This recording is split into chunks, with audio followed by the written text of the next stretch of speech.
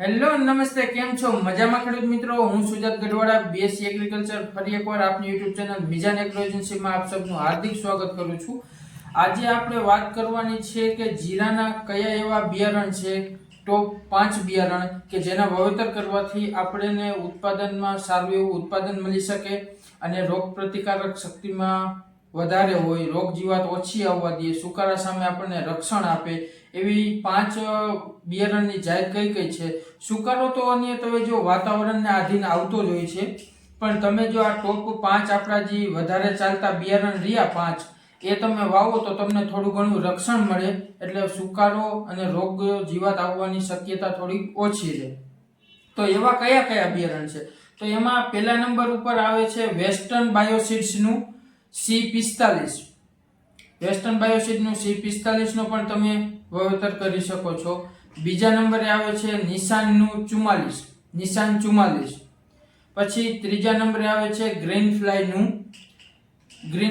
Euro 44, જે અત્યારે માર્કેટમાં સારું એવું હાલે છે. ઘણા ખેડૂત મિત્રો એની ખરીદી કરે છે. અને ચોથા નંબરે આવે છે અવની 111. અવની 111 વાવેતર કરો તમે જો નબળી જમીન હોય થોડી ઘણી, જીરાને લાયક બીજું જીરું કદાચ તમારે અહીંયા સુકારો આવતો હોય કે અન્ય કોઈ પણ કારણોસર તમારે જીરું ન થતું હોય તો એમાં અવની 111 સારું રહે છે. અવની 111 તમે વાવો તો એ તમારે નબળી જમીનમાં પણ થઈ જાય છે. અને પછી 5મા નંબરની વેરાયટી છે દિનકરનું પોખરાજ. પણ સારી વેરાયટી આવે છે, તમે એનું પણ વાવેતર કરી શકો છો.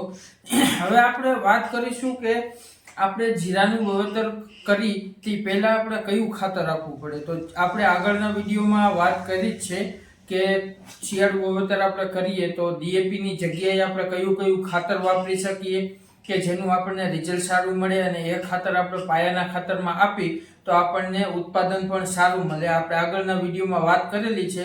જે ખેડૂત ભાઈઓને ખબર ન હોય અથવા વિડીયો ન જોયો હોય આપણો, તે આગળનો વિડીયો જોઈ શકે છે, જેથી કરીને તમને પાયાના ખાતરમાં કયું ખાતર બેસ્ટ રહેશે એમની પણ માહિતી મળી રહેશે.